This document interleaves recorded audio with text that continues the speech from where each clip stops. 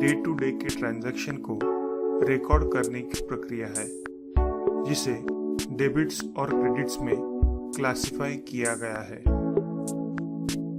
Manual accounting में transaction को पहले जर्नल में पोस्ट किया जाता है और फिर जर्नल से प्रत्येक अकाउंट लेजर में पोस्ट किया जाता है।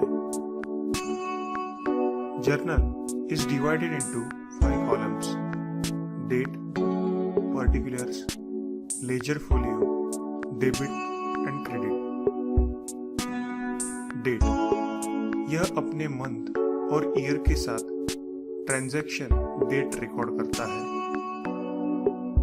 पर्टिकुलर्स यह बिजनेस ट्रांजैक्शन के डिटेल्स रिकॉर्ड करता है। एक नरेशन भी इस कॉलम में लिखा जाता है।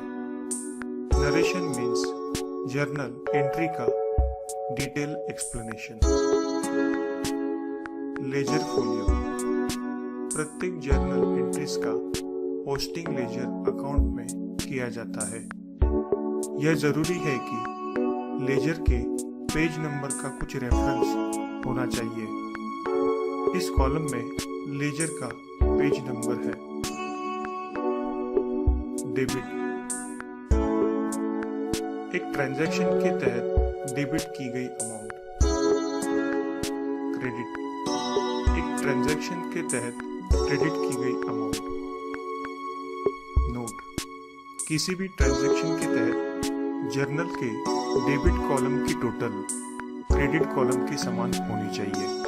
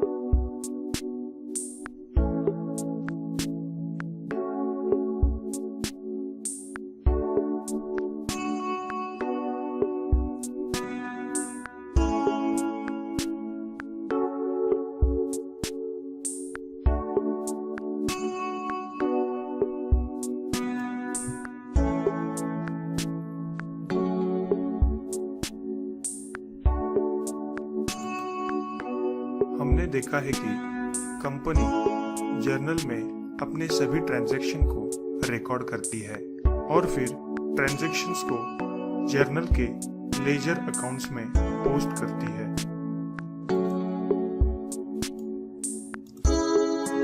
Journal is subdivided into 2 parts: 1 cash book and 2 subsidiary books.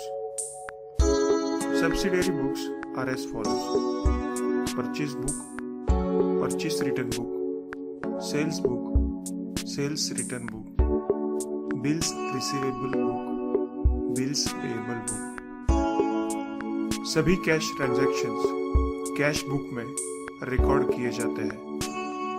Cash का मतलब है notes, coins, drafts, cheque, postal order. Cash transaction के 2 पहलू हैं, रिसिप्ट्स और payment.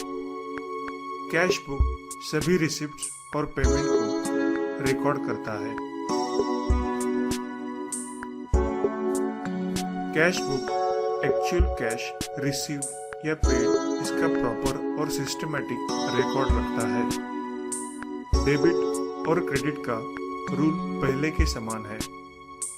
Debit what comes in and credit what goes out. इसलिए debit side में receipts record की जाती है और क्रेडिट साइड पर पेमेंट रिकॉर्ड किए जाते हैं।